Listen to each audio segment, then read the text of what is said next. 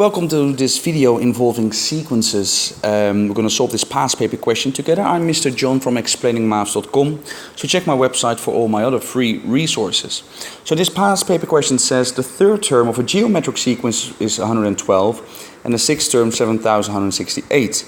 Which term takes the value of, 1,835,008?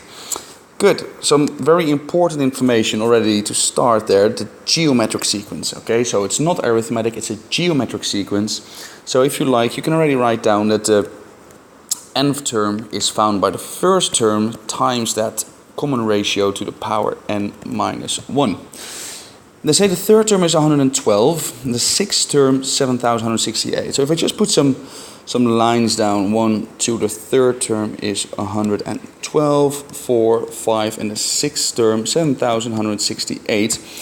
Because that shows me, or with that I can find out what is r. Because 112 times r is going to give me my next term, times r my next term, and times r again is going to give me my sixth term.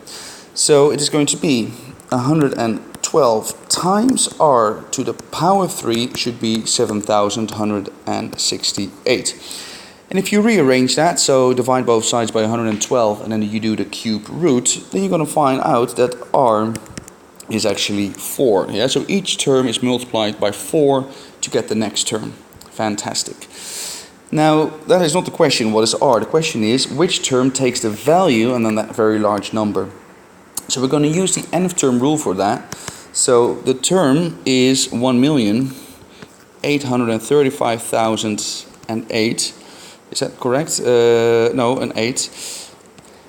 And I'm finding out, okay, when will that happen? What is the value of n in which term? Well, then I need to know my first term. I don't know my first term, so I have to work a little bit backwards. So if I go back, I do times by 4, I'll have to divide by 4. There we go. And then I'll find out that my first term, let me see, 112 divided by 4, 28, so 7. My first term, u1, is 7. 7 times r, which is 4 to the power n minus 1. Yeah, and we're trying to find out how much is n. Okay. We divide both sides by 7, so we're going to get 4 to the power n minus 1 equals, and plug it in your calculator, 262,144. Now there are two ways you can solve this now. If you already have done logs, you can do this with a log. Otherwise, if you haven't done so yet, you can do this with trial and error. You're going to anyway find out that it's going to be that 4 to the power 9 is the same as 262,144, yeah, so which is by trial and error. Again, like I said, you can do it with logs as well. And therefore n minus 1 needs to be 9, because we say 4 to the power n minus 1 has to be 9. So n minus 1 has to be 9. That means that n equals 10, so the 10th term. Okay. Now, another way of doing it, this is already a fairly large number, 7,168.